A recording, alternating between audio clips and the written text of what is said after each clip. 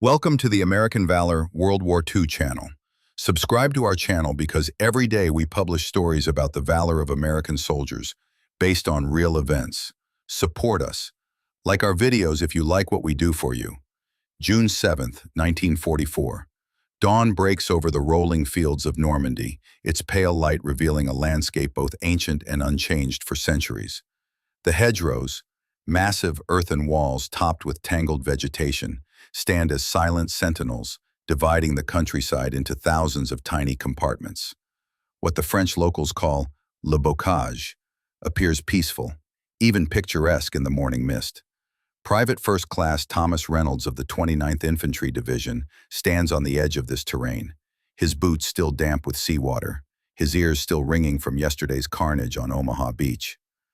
The 19-year-old from Baltimore gazes at the seemingly benign farmland before him. He inhales deeply, smelling rich soil and apple blossoms, a stark contrast to the acrid scents of gunpowder, blood, and death that saturated the beaches just hours ago.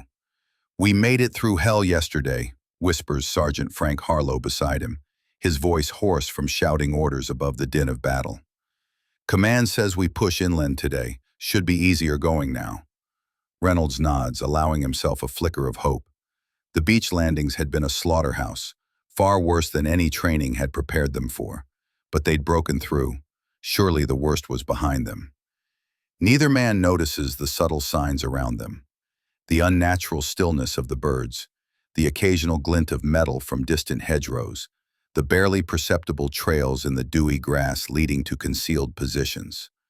None of the exhausted Americans realize they stand at the threshold of what will become an even more personal and psychologically destructive form of combat. What awaits these men is not the open battlefield of military imagination, nor the chaotic beachhead they've survived.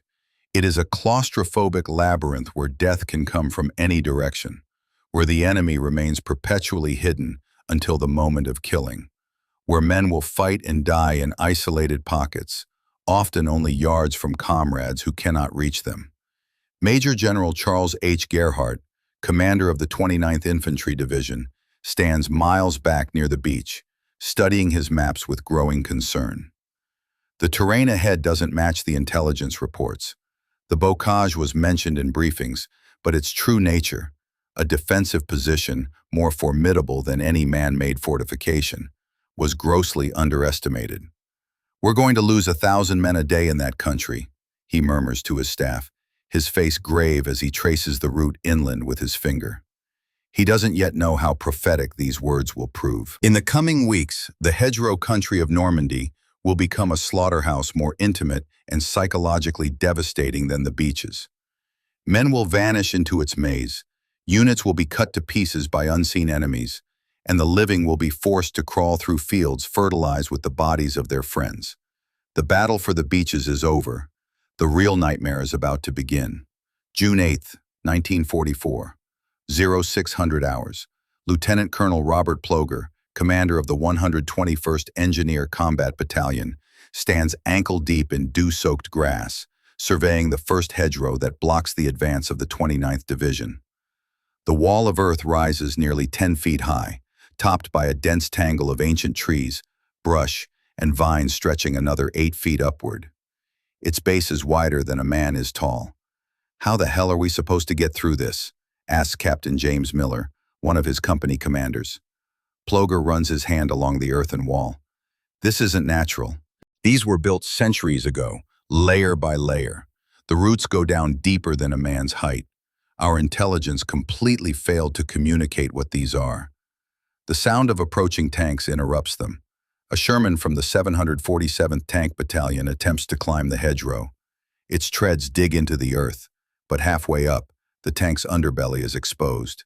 It hangs there, vulnerable, before sliding backward. "Jesus Christ," breathes Miller. "If they try that in combat..." Ploger nods grimly. They'd be sitting ducks for any German with a Panzerfaust. At that moment, General Omar Bradley arrives with his staff to inspect the advance. His face darkens as he takes in the massive barrier.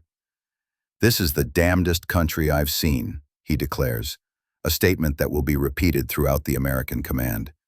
We're going to have to rethink our entire approach. Nearby, the 175th Infantry Regiment prepares to move forward. They've been ordered to advance to the village of Isigny, an objective that intelligence suggested could be reached within hours. Staff Sergeant William Davis checks his Thompson submachine gun as his squad forms up. The men are tired but encouraged by yesterday's breakthrough from the beaches. "Remember your training," Davis tells them. "Leapfrog cover, keep your intervals." But as they move forward, standard tactics immediately prove useless. The squad must pass through narrow openings in the hedgerows where German gunners have pre-sighted their weapons. There is no room to maneuver, no way to flank enemy positions. They enter the first field cautiously. Nothing happens. The second field is equally quiet. In the third, hell erupts. German machine guns open fire from concealed positions in the far corners of the field. Men drop instantly. Davis dives for the ground, feeling bullets pass inches above him. He tries to locate the enemy, but sees only muzzle flashes from impenetrable greenery. "Where are they?" screams Private Wilson beside him, blood streaming from a scalp wound. "I can't see them." Davis attempts to direct suppressing fire, but his men are pinned down in the open field. When he tries to call for artillery support, the forward observer shouts that he can't see anything to target. Suddenly, German mortars begin landing with terrifying accuracy. They've pre-registered these fields. The explosions tear through the trapped Americans. "Fall back," Davis orders. As his remaining men retreat to the previous hedgerow, he realizes with horror that only 7 of his 12-man squad are still moving. By day's end, the 175th Infantry has advanced less than a mile. They've suffered 183 casualties. That night, in a makeshift aid station, medic Samuel Green works frantically on the wounded. Unlike the predominant blast trauma from the beach landings, these injuries are different, more precise, more intimate. Machine gun wounds, sniper shots, mortar shrapnel. "I've never seen patterns like this," Green tells the battalion surgeon, Dr. Howard Mitchell. "On the beach, we got mass casualties all at once from major engagements. Here, they're coming in steady streams, squad by squad." Mitchell nods grimly as he amputates the mangled leg of a young private. The Germans have turned those hedgerows into perfect killing zones. Each field is its own isolated battlefield, and we have to fight through hundreds of them to reach St. Lo. Outside, General Gerhardt confers with his regimental commanders. The day's advances have been minimal and costly. Looking at the map, he can see the road network that ultimately leads to their objective of St. Lo. But between here and there lie countless hedgerow fields, each a potential death trap. "We need new tactics," Gerhardt says firmly. "Everything we've trained for is useless in this terrain." June 10th, 1944, 0930 hours. Private Thomas Reynolds crouches behind a hedgerow with what remains of his platoon. 2 days of fighting have reduced them from 40 men to 23. Their lieutenant is dead, killed by a sniper they never saw. Their platoon sergeant has a 1,000-yard stare, barely responsive since watching 3 men die from a single mortar shell. "How many fields to the next road?" whispers Reynolds to Corporal Maddox beside him. 4, Maddox replies, studying a crude hand-drawn map. "But the Germans have machine guns covering the gaps between fields. We'll have to break through the hedgerows themselves." A few yards away, Lieutenant Colonel Sidney Bingham, commander of the 1st Battalion, 116th Infantry Regiment, studies the next hedgerow through binoculars. "We need to change our approach," he tells his company commanders. "The Germans have every gap covered. Every time we funnel through those openings, they cut us to ribbons." Captain Robert Walker nods. "We tried sending men through different gaps simultaneously, but the Germans just shift their fire. They've got these fields registered perfectly." Bingham points to the corners of the field ahead. "They're placing their machine guns at opposite corners for interlocking fields of fire. When we advance, they pin us down in the open. Then their mortars finish the job." As they formulate a new plan, a messenger arrives from regimental headquarters. The attack must proceed immediately, regardless of casualties. St. Lo is the linchpin of the entire German defensive line. Every delay allows more German reinforcements to arrive. At noon, Reynolds and his squad advance toward the next hedgerow. This time, engineers have blown a small hole through the ancient earthen barrier. As they approach, German machine guns open up from both corners of the field. "Keep moving," shouts Sergeant Harlow. "Don't stop in the open." Reynolds dashes forward, diving through the hole in the hedgerow. On the other side, he finds himself face to face with a young German soldier in a camouflaged position. For a split second, they stare at each other in shock. Then both men fire simultaneously. Reynolds feels a burning sensation across his cheek as the German's bullet grazes him. His own shot strikes the German in the chest. The young German, who looks no older than 17, gasps, eyes wide with surprise and pain. Blood bubbles from his lips as he collapses. It is Reynolds' first kill. Unlike the abstract combat of the beach landing, this is intimate, personal. He can smell the German's breath, see the light fade from his eyes. There's no time to process what has happened. More Germans are firing from concealed positions. Reynolds joins other Americans who made it through the gap, returning fire while trying to expand their footholds. By evening, the battalion has taken 3 more fields but lost 68 men. Progress is measured in yards. The regiment reports that at this rate, it will take weeks to reach St. Lo, an objective that was supposed to be captured on D-Day itself. That night, Reynolds can't sleep. The face of the young German soldier haunts him. In his dreams, the hedgerows become a living labyrinth, shifting and changing, filled with whispers in German and the moans of dying men. He's not alone in his nightmares. Throughout the 29th Division, men wake gasping, drenched in sweat. Some cry out names of friends lost in the endless fields. Others simply stare into the darkness, unable to close their eyes. Medical officers begin to notice a new form of combat exhaustion specific to the hedgerow fighting. Men break down not from the intensity of combat, but from its relentlessness. The knowledge that tomorrow will bring another field, another hedgerow, another close-quarters killing ground where they can never see the enemy until it's too late. Captain James Sutton, a battalion surgeon with the 115th Infantry, records in his journal, "The psychological impact of this terrain cannot be overstated. Each field is an isolated battle where men feel cut off from support. The constant proximity of death, knowing the enemy is just yards away but invisible, creates a particular type of stress I haven't seen before. Men who survived the beach landings with remarkable resilience are breaking down after a few days in the hedgerows. They call it the Green Hell." June 13, 1944, 1100 hours. Major Thomas Howie, executive officer of the 3rd Battalion, 116th Infantry Regiment, surveys the battlefield through field glasses. His battalion has been ordered to take the village of Couvang, a critical road junction on the way to St. Lo. "We're averaging 8 casualties per hedgerow," reports his operations officer. "At this rate, we'll be combat ineffective before we reach the village." Howie lowers his binoculars. A West Point graduate and former football coach, he's beloved by his men for his calm leadership and personal courage. They call him the Major, said with the reverence usually reserved for mythic figures. "The Germans have had years to perfect this defense," Howie says. "We've had days to figure out how to crack it. We need something new." A few miles away, at the 19th Corps headquarters, Major General Charles Corlett studies reports from his 3 divisions, the 29th, 30th, and 35th. All are experiencing the same difficulties, minimal gains with maximum casualties. "The problem isn't just the hedgerows," explains his intelligence officer. "It's how the Germans are using them. They've created a defense in depth.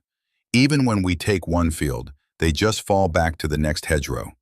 It's a fighting withdrawal designed to bleed us white." Corlett nods grimly. "And it's working.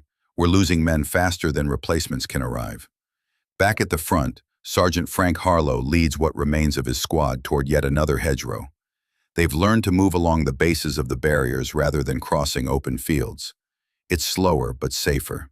As they approach a gap between fields, Harlow signals them to stop. Something doesn't feel right. The opening is too obvious, too inviting. "Johnson, check for booby traps," he orders. Private Johnson edges forward, scanning the ground and the dense vegetation. Suddenly, he freezes. "Tripwire," he whispers. Carefully, the men back away. They'll have to find another route or blow their own hole through the hedgerow. This scene repeats countless times across the American front. The Germans have mined gaps, set tripwires attached to grenades, positioned snipers to cover openings. Every yard of advance is paid for in blood. By mid-afternoon, the 29th Division's attack has stalled completely. General Gerhardt confers with his regimental commanders, frustration evident in his voice. "We're feeding men into a meat grinder," he says bluntly. "I want new solutions. How do we break through this defense?" Colonel Charles Canham, commander of the 116th Infantry, has been thinking about this problem for days.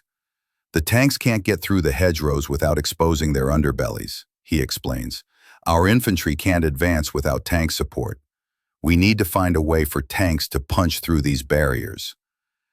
That evening, officers from the 747th Tank Battalion meet with engineers from the 121st Engineer Combat Battalion. If tanks could break through hedgerows instead of climbing over them, the entire dynamic of the battle would change. Lieutenant Colonel Robert Ploger, the Engineer Battalion commander, examines a Sherman tank. "What if we attach some kind of cutting device to the front? Something that could punch through the earth and roots?" Major James Mills of the 747th nods thoughtfully. "Like a massive plow, we could fabricate something from salvaged materials." This conversation, replicated across First Army, will eventually lead to the Rhino tanks that revolutionize hedgerow fighting. But for now, it remains theoretical, while men continue to die in the fields. In an aid station near Isigny, medic Samuel Green works through the night treating casualties. The wounds are getting worse as German resistance stiffens. Snipers now aim for the head and neck. Machine gunners let Americans advance halfway across fields before opening fire, maximizing casualties. "How many today?" asks Dr. Mitchell as he prepares for another surgery. 87 from our regiment alone," Green replies, his eyes hollow from lack of sleep. "And that's just the wounded who made it back. God knows how many are still out there." Both men know that many wounded are trapped in contested fields, unreachable by medics. Some will die slowly over hours or even days, their cries audible to comrades who can't reach them. This night, like every night since the advance began, the darkness is punctuated by the screams of the dying and the occasional crack of a mercy shot, either American or German, ending the suffering of someone beyond help. June 15th, 1944, 08:30 hours.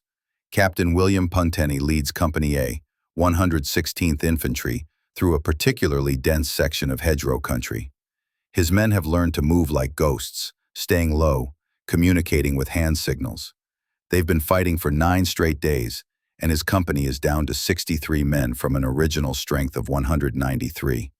They've also developed a sixth sense for danger. Puntenny raises his fist, and the column instantly freezes. Something about the hedgerow ahead doesn't look right. "Carson," he whispers to his scout, "check it out." Private Carson edges forward, studying the vegetation with narrowed eyes. Suddenly, he drops flat to the ground. "Sniper position," he mouths silently, pointing to a barely perceptible difference in the density of leaves. Puntenny signals to his BAR man, who carefully sets up his Browning automatic rifle. After a tense minute of alignment, he fires a 3-round burst into the suspicious spot. A German sniper tumbles from a carefully constructed hide within the hedgerow itself. The body is draped in a camouflage sheet sown with local vegetation. Even at 10 yards, he was nearly invisible. "Check the body," Puntenny orders. Carson approaches cautiously, then calls back. "Sir, you need to see this." The dead sniper carries a notebook with detailed sketches of American uniform insignia, equipment, and movement patterns. Most disturbing are the tallies, 47 marks, presumably representing kills. "He's been here since before D-Day," Carson says, examining the weathered condition of the sniper's position. Probably part of their defensive preparations. Puntenny radios this information to battalion headquarters. Soon, reports flood in from other units, finding similar sniper hides throughout the sector. The Germans had prepared the hedgerow country meticulously, positioning their best marksmen weeks before the invasion. Meanwhile, At the command post of the 2nd Battalion, 115th Infantry, Lieutenant Colonel William Warfield studies captured German documents. They reveal that the defenders have named their tactic Heckenkampf, hedgerow fighting, with detailed instructions on how to maximize American casualties. They've been preparing for this exact battle, Warfield tells his staff. These positions weren't improvised after we landed. They've been developing these tactics for months. One document particularly chills him, a German training manual that refers to the hedgerow country as Der Blutgarten, the Blood Garden, where American forces will be bled white field by field. As this intelligence reaches division and corps level, American commanders realize they face not just difficult terrain, but a meticulously planned defensive strategy designed specifically for this landscape. Later that day, Reynolds and his squad discover something even more disturbing, an elaborate bunker built into the base of a hedgerow. The entrance was completely concealed by vegetation, invisible until they were literally on top of it. Inside, they find evidence that Germans had been living in these underground positions for weeks before the invasion. Stockpiled food, ammunition, and communications equipment indicate a level of preparation far beyond what American intelligence had anticipated. They're not just fighting from the hedgerows, Reynolds tells his sergeant. They're living inside them. This whole countryside is hollowed out beneath us. This revelation spreads quickly through American units. The psychological impact is profound. Men begin to see every hedgerow not just as an obstacle, but as a potential hiding place where Germans might be watching, waiting, only feet away, yet completely hidden. At night, the sounds of digging can be heard from German positions. More bunkers being constructed, more defensive positions being improved. The Americans are advancing into an increasingly fortified maze. Medical officers report a sharp increase in combat fatigue cases.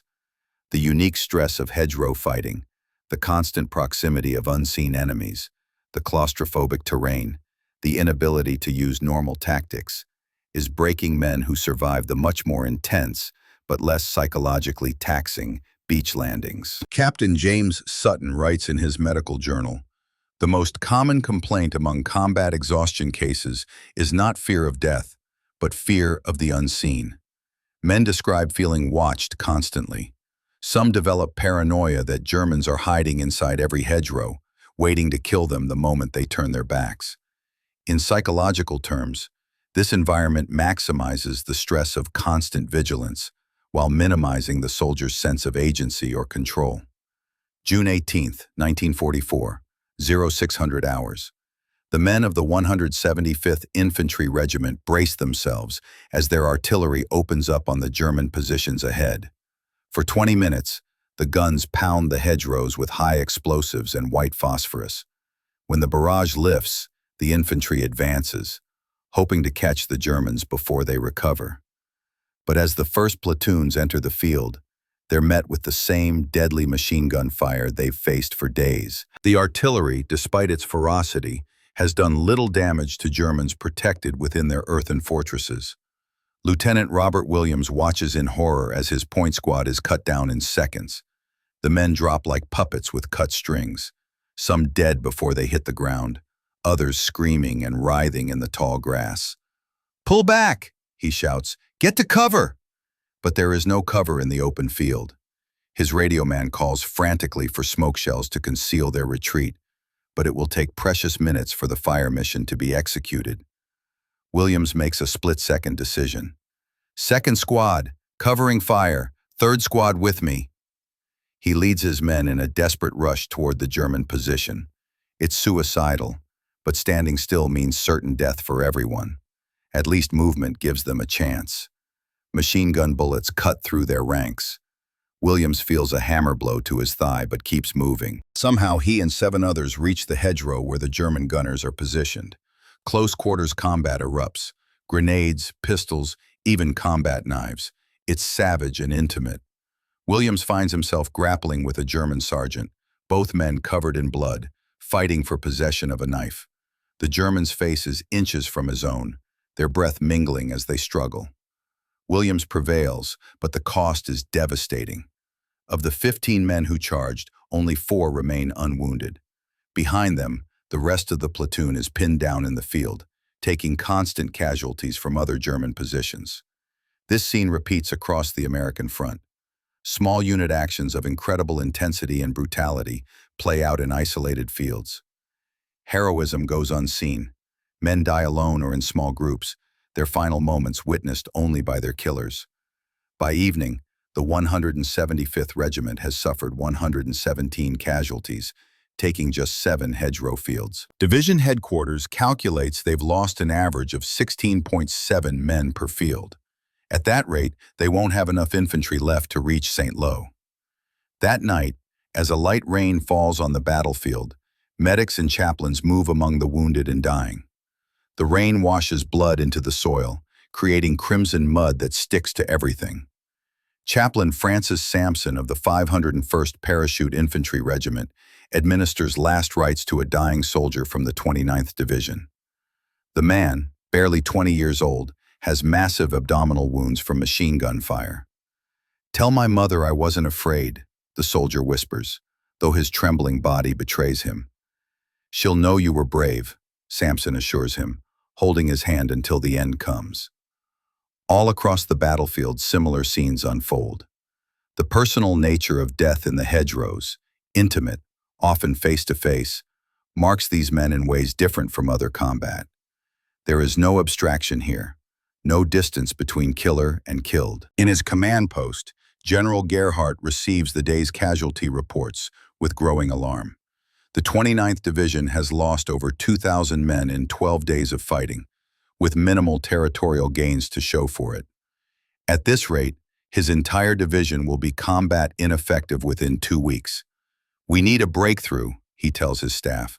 "Not just a new tactic, but something that changes the entire dynamic of this fight." His operations officer, Lieutenant Colonel John Glock, spreads out a map showing their progress since D-Day. "The problem is we're fighting the Germans' battle," Glock explains. "Field by field, hedgerow by hedgerow, exactly as they planned. We need to find a way to fight our battle, one that leverages our advantages in firepower and mobility." This conversation, echoed in command posts across First Army, will eventually lead to Operation Cobra, the massive breakthrough operation that will finally rupture the German defenses. But for now, the hedgerow battle continues, consuming men at an unsustainable rate. June 24, 1944, 0500 hours. Dawn breaks over a testing ground behind the American lines. Generals and senior officers from across First Army have gathered to witness a demonstration that might change the course of the hedgerow battles. A Sherman tank with strange metal prongs welded to its front approaches a massive hedgerow. Instead of trying to climb over, it drives straight into the earthen barrier. The prongs, made from scrap metal salvaged from German beach obstacles, pierce the hedgerow like tusks. The tank pushes forward, tearing a hole large enough for infantry to follow. "My God," breathes General Bradley, "it works." The invention, soon dubbed the Rhino tank, is the brainchild of Sergeant Curtis G. Coolin of the 102nd Cavalry Reconnaissance Squadron. When someone joked they needed saw teeth to cut through hedgerows, Coolin took the idea seriously and designed the hedgerow cutting device. General Bradley immediately orders the mass production of these devices for tanks across First Army. It's a race against time and casualties. Every day without the Rhino tanks means more men lost to the German hedgerow defense. Meanwhile, at the front, the 29th Division implements its own solution. Under Brigadier General Norman Coda's direction, they've developed new small unit tactics specifically for hedgerow fighting. Tank infantry engineer teams work together, with each element protecting the others. In a field near Saint-Jean-de-Day, the 116th Infantry Regiment conducts a rehearsal of these new tactics. Company commanders watch as a demonstration platoon moves through a mock hedgerow battlefield. "The key is coordination," explains Captain Thomas Harwood. "Tanks provide suppressive fire while infantry protects them from German close assault teams. Engineers breach the hedgerows to keep everything moving. Nearby, men of the 747th Tank Battalion modify their Shermans with improvised hedgerow cutters made from salvaged railroad track. It's not as elegant as Cullen's design, but it works. allowing tanks to punch through the earthen barriers instead of exposing themselves by climbing over. For Reynolds and his squad, these developments offer the first real hope since entering the bocage. They've been fighting for almost 3 weeks now, advancing an average of 600 yards per day. Of the 40 men in his original platoon, only 11 remain unwounded. They're saying these new tactics and tank modifications will change everything, Reynolds tells Corporal Maddox as they clean their weapons. Maddox, once talkative and cheerful, has become taciturn since watching his best friend die 3 days earlier. He simply nods, his eyes never leaving his rifle. Reynolds understands. They've all changed. The constant proximity to death, the intimate nature of the killing, the strain of never knowing if a German is watching from just a few feet away. It wears men down in ways that even the horrors of Omaha Beach did not. On the morning of June 25th, the 29th Division launches an attack implementing their new combined arms tactics. The 747's modified tanks punch holes through the hedgerows, allowing infantry to advance without exposing themselves in the gaps. Tank-mounted telephones let infantry communicate directly with the tank crews, directing their fire against German positions. For the first time since entering the bocage, American forces make substantial progress. By evening, they've advanced nearly a mile, more ground than in the previous 3 days combined, and with significantly fewer casualties. General Gerhardt visits the front lines as his men consolidate their gains.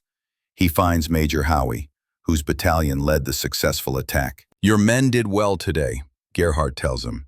Howie nods, his face showing both satisfaction and the strain of constant combat. "The new tactics make a difference, sir, but the Germans are adapting too. They're placing mines where they expect our tanks to breach. They're moving their machine guns more frequently." "It's a chess match," Gerhardt agrees. "But for the first time, we're not just sacrificing pawns, we're making real moves." That night, as American units prepare for the next day's attacks, German artillery pounds their positions. The Germans know something has changed in the American approach and are responding with increased firepower. In a forward aid station, Medic Green treats wounded from the artillery barrage. The injuries are different from the precise machine gun wounds he's become accustomed to. More massive trauma, more amputations. "They're getting desperate," Dr. Mitchell observes as they work on a soldier with multiple shrapnel wounds. "They know we're figuring out how to break their defense." Green nods grimly. "Let's just hope we figure it out before there's no one left to save." July 3rd, 1944, 0900 hours. The landscape of the bocage has transformed. Fields once lush with summer crops are now cratered and barren. Hedgerows that stood for centuries are shattered, their ancient trees splintered by artillery.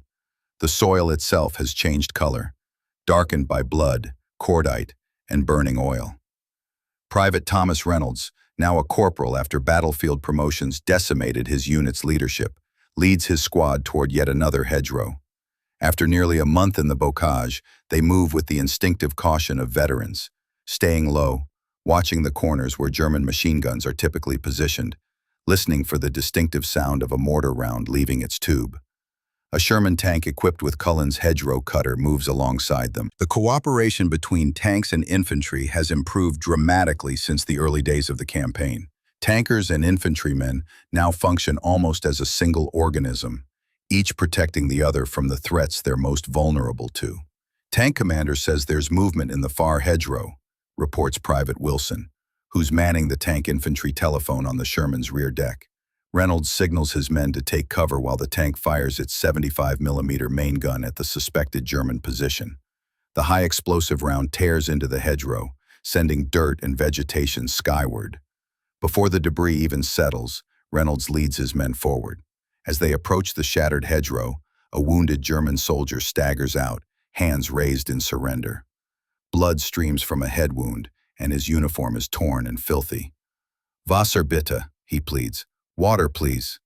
Reynolds orders Wilson to give the prisoner water while they search him for weapons. The German is young, maybe 19, with a hollow-eyed look of someone who's been under constant bombardment. "Danke," the German whispers after drinking. "The others are all dead.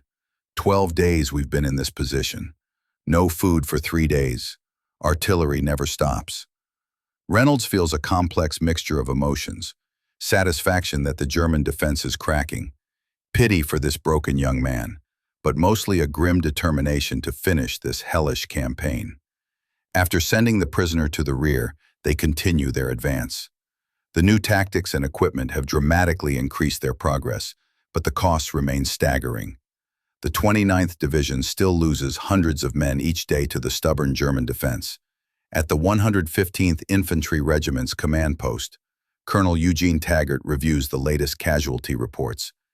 His regiment is down to 45% effectiveness, despite regular infusions of replacements. More concerning, the quality of those replacements has declined. Many arrive with minimal training, unprepared for the unique challenges of hedgerow fighting. "We're winning, but barely," he tells his executive officer. "If the Germans had their full strength, or if they weren't also fighting the British at Caen, we'd be in serious trouble." His XO nods grimly. The men are exhausted. Some have been in continuous combat for 28 days now. This is the hidden cost of the hedgerow campaign. The cumulative psychological toll on men who've spent a month in constant proximity to death, often fighting in isolated small units, never truly safe even in secured areas. Medical officers report alarming increases in psychological casualties. Men who function perfectly through weeks of combat suddenly break down, unable to continue. Others develop thousand-yard stares, becoming emotionally numb, fighting like automatons. Captain James Sutton's medical journal entries become increasingly concerned with this phenomenon. "What we're seeing isn't simple combat fatigue. It's a more insidious form of trauma, resulting from prolonged exposure to this specific type of combat. The hedgerows create a psychological pressure cooker where men never feel safe, never get true rest, and must remain in a state of hypervigilance for weeks on end. The human mind isn't designed to sustain this." Despite these challenges, the Americans continue to advance. By July 8th, the 29th Division reaches the outskirts of St. Lo. The city, once a picturesque Norman provincial capital, now lies in ruins from weeks of artillery bombardment. Its stone buildings are reduced to rubble, creating an urban battlefield as challenging as the bocage. General Gerhardt surveys the city from a forward observation post. St. Lo sits on commanding high ground, with the German defenders controlling excellent fields of fire across the approaches. Taking it will require another bloody assault. "We've lost nearly 5,000 men getting here," he tells his staff. "Taking the city itself might cost us another 1,000. Major Howie, now commanding the 3rd Battalion of the 116th Infantry after his predecessor was killed, stands beside the general. In the month since D-Day, Howie has emerged as one of the division's most effective combat leaders. "My men will take it, sir," he says simply. Gerhardt studies him. Howie looks like all the veterans now, gaunt, eyes recessed from lack of sleep, movements economical and precise. But unlike many, he hasn't lost his humanity or his commitment to his men. "I know they will, Tom," the general replies, "but I want them to take it smart. We've lost enough good men in these hedgerows." As night falls, artillery from both sides fills the darkness with flashes and thunder. The Americans pour shells into the city, trying to dislodge the defenders before tomorrow's assault. The Germans respond with counter-battery fire, searching for the American gun positions. In a foxhole near the front line, Reynolds tries to sleep through the bombardment. After a month in combat, he can distinguish between incoming and outgoing shells by sound alone, waking fully only when something might threaten his position. Beside him, Private Wilson writes a letter home by flashlight. Wilson is one of the few original members of Reynolds' squad still present. The others are dead, wounded, or evacuated with combat fatigue. "How do you explain this to people back home?"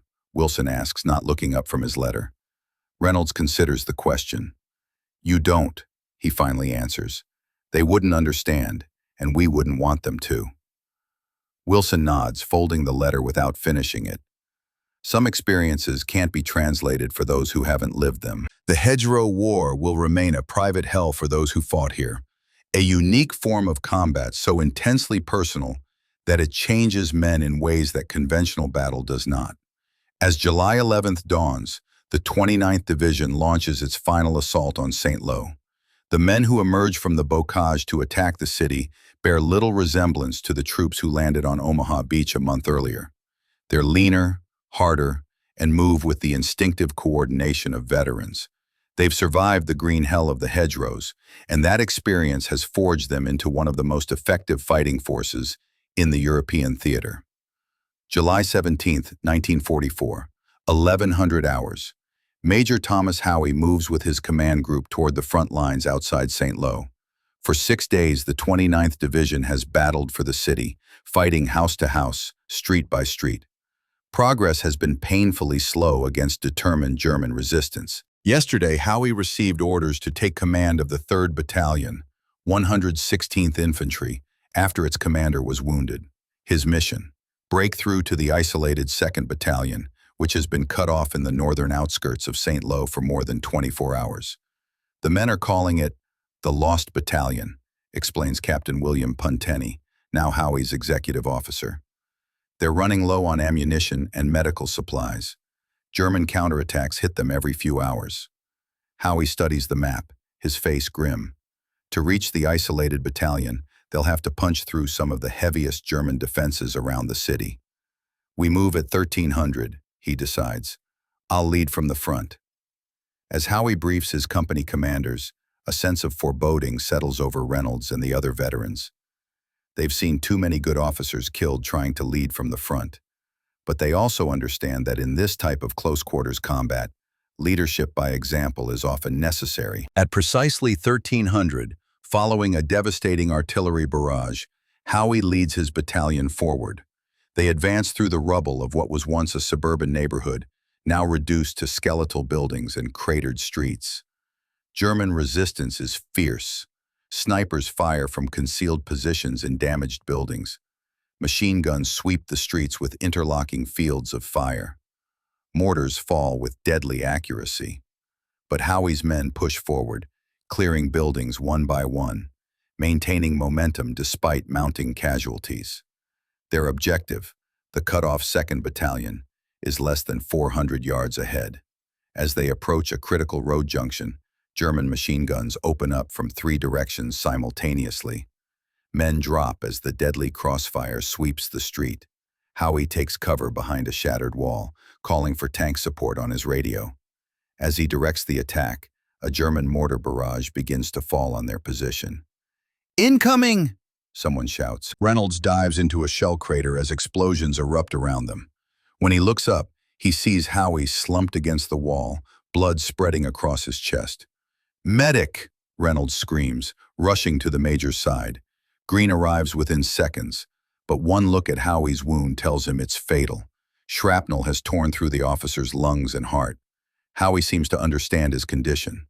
He grabs Reynolds' arm with surprising strength. "Get through to the 2nd Battalion," he gasps. "Tell them, the 3rd is coming." These are his last words. Major Thomas D. Howe, beloved by his men as simply the Major, dies in the rubble of St. Lo at age 36. The news spreads quickly through the battalion. Rather than breaking their spirit, Howe's death hardens the men's resolve. They continue the attack with cold fury, breaking through to the isolated 2nd Battalion within hours. When the link-up is complete, Captain Puntenny, now in command of the 3rd Battalion, makes an unprecedented decision. He orders Howe's body brought forward with the attacking troops. "The Major promised we would reach St. Lo," Puntenny tells his men. He'll keep that promise. On July 18th, as the last German defenders withdraw from St. Lo, the men of the 116th Infantry Regiment carry Major Howe's flag-draped body into the city center. They place it on the rubble of the city's cathedral, a symbolic gesture that Howe, who led them through the nightmare of the hedgerows, has delivered them to their objective. News photographers capture the moment. In the coming days, the image of the Major of St. Lo will appear in newspapers across America, becoming one of the iconic images of the war. For the men who survived the Hedgerow campaign, the gesture has deeper significance. Howe represents the thousands who died in the brutal, intimate combat of the bocage, a form of warfare so personally destructive that it left scars deeper than any other campaign in Europe. General Bradley visits St. Lo on July 19th to congratulate the 29th Division. He finds General Gerhardt standing amid the rubble of what was once the city hall. "Your men did the impossible," Bradley tells him. Gerhardt gestures to the devastated city around them. "At what cost, sir?" "We landed with 14,000 men. We've taken nearly 9,000 casualties." Bradley has no answer. The price of the Hedgerow campaign has been staggering, far higher than SHAEF planners anticipated. But the strategic victory is undeniable. The German 7th Army is shattered, its defensive line broken. The way is now open for Operation Cobra, the massive breakout operation that will finally liberate France. For Reynolds and the other survivors, St. Lo represents both an ending and a beginning. The nightmare of the hedgerows is over, but they carry its lessons, its horrors, and its losses with them as they move forward into France. On their last night in St. Lo, Reynolds stands watch on the outskirts of the ruined city. In the distance, he can see hedgerows silhouetted against the night sky, dark barriers that have claimed so many lives. "Penny for your thoughts," says Sergeant Harlow, joining him. Reynolds considers the question. "I was thinking that I'll never look at a hedgerow the same way again." Harlow nods, understanding completely. "None of us will." In the month since D-Day, they've changed in ways that civilians back home could never comprehend. They've learned to fight and survive in the most intimate and psychologically destructive combat environment of the war. They've watched friends die at arm's length, killed enemies close enough to smell their breath, lived for weeks with the knowledge that death could come from any direction at any moment. "We should get some sleep," Harlow finally says. "We move out at 0600. As they return to their positions, both men know that whatever battles lie ahead, nothing will compare to the green hell they've survived. The blood-soaked maze of the Norman bocage, where men fought and died in isolated fields, where each hedgerow marked another killing ground, and where a generation of American soldiers learned the true meaning of closing with the enemy. July 25th, 1944, St. Lo, France. Dawn breaks over the ruined city as the last elements of the 29th Infantry Division prepare to move out. Operation Cobra, the massive American breakout offensive, has begun with devastating bombing runs on German positions south of St. Lo. Corporal Thomas Reynolds stands amid the rubble of what was once the city's main square. Around him, the 29th Division assembles for their next mission, pursuing the retreating Germans through open country beyond the hedgerows. The division that moves out today bears little resemblance to the one that landed on Omaha Beach 7 weeks earlier. Of the original 14,000 men, fewer than 5,000 remain unwounded. Rifle companies that landed at full strength now operate with 50 to 60 men instead of their authorized 193. Some platoons consist entirely of replacements, led by sergeants who started the campaign as privates. Reynolds' own story reflects this transformation. He landed as a 19-year-old private, and now at 20, commands a squad due to battlefield promotions. Of the 12 men in his original squad, only he and Private Wilson remain. The others are dead, wounded, or evacuated with combat fatigue. General Gerhardt addresses his assembled officers one last time before they depart St. Lo. Despite his reputation as a hard-driving commander, emotion colors his voice. "What you and your men accomplished in the past 7 weeks ranks among the greatest achievements in American military history," he tells them. "You broke through defenses the Germans considered impregnable. You did it with courage, ingenuity, and a refusal to accept defeat, even when the costs seemed too high to bear." He pauses, looking at the gaunt faces before him, men who've aged years and weeks, who've learned lessons about combat, leadership, and survival that no training could provide. The name of this division, the 29th, will forever be associated with 2 places, Omaha Beach and the Normandy Hedgerows. What you did here will never be forgotten. As the division moves out, they pass fields that still contain unburied dead, both American and German. The stench of decomposition hangs in the air despite efforts by graves registration teams to recover all bodies. Some men will remain forever in the hedgerows, their final resting places unmarked and unknown. For the survivors, the Hedgerow campaign has left scars both visible and invisible. Physical wounds will heal, but the psychological impact of fighting in the bocage, the unique stress of combat where death could come from any direction at any moment, where men fought in isolated small units often cut off from support, where killing happened at intimate distances, will remain with them forever. Medical officers have documented a distinct form of combat trauma specific to hedgerow fighting. They call it bocage fatigue, characterized by hypervigilance, paranoia about concealed enemies, and emotional numbness. Many veterans will suffer nightmares about the hedgerows long after the war ends. Military historians and analysts are already studying the lessons of the campaign. The bocage fighting demonstrated the importance of adaptability in warfare, how American troops and commanders identified problems, developed solutions, and implemented them while under constant enemy pressure. The technical innovations, from the Culin hedgerow cutter to improvised tank infantry communication systems, highlight American ingenuity. The tactical developments, combined arms teams of tanks, infantry, and engineers working in close coordination, will influence military doctrine for decades to come. But for Reynolds and the other veterans, the Hedgerow campaign represents something more personal. A descent into a unique hell where they were forced to fight a different kind of war than any they had trained for or imagined. As they leave St. Lo behind, Reynolds takes one last look at the bocage country they're finally escaping. The hedgerows stretch to the horizon, ancient barriers that have stood for centuries and will remain long after the scars of war fade from the landscape. In time, the hedgerows will again mark peaceful Norman fields. Crops will grow where men died. The blood soaked into the soil will nourish new life. But the men who fought here will never see hedgerows the same way again. For them, these innocent features of the countryside will always be killing grounds, the sites of America's most personal and psychologically devastating campaign in Europe. The 29th Infantry Division would go on to fight across France, Holland, and into Germany itself. They would participate in some of the war's largest operations and face some of its toughest German units. But never again would they encounter combat as intimate, as relentless, and as transformative as what they experienced in the Norman hedgerows during those 7 weeks in the summer of 1944. Today, tourists visiting Normandy often focus on the beaches where the invasion began.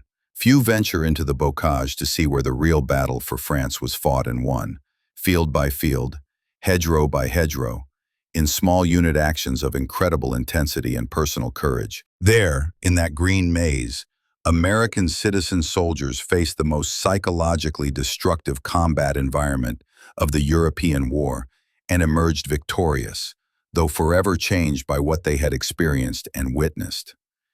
As his unit moves south toward new objectives, Reynolds touches the dog tags hanging around his neck, not his own, but those of friends who didn't survive the hedgerows. He has promised to return them to their families after the war, along with personal effects and letters explaining how these men lived and died. It's a promise he intends to keep, assuming he survives what lies ahead. But even if he does make it home, Reynolds knows he'll never find words to truly explain what happened among the hedgerows, how men fought and died in isolated fields, how they learned to kill at arm's length, how they lived for weeks with death as their constant companion.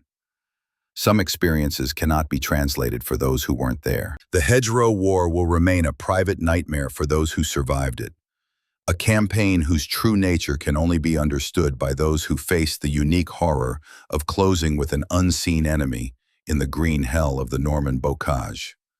The battle for the Normandy hedgerows represents one of the most brutal, yet underreported campaigns of World War II. Between D-Day, June 6, 1944, and the launch of Operation Cobra, July 25, 1944, American forces suffered approximately 40,000 casualties while advancing just 20 miles inland from the beaches. This documentary horror story is based exclusively on historical events, drawing from the following primary and secondary sources. Thank you for listening. If you are also proud of the bravery of our soldiers, subscribe to our channel so you don't miss out on new historical stories.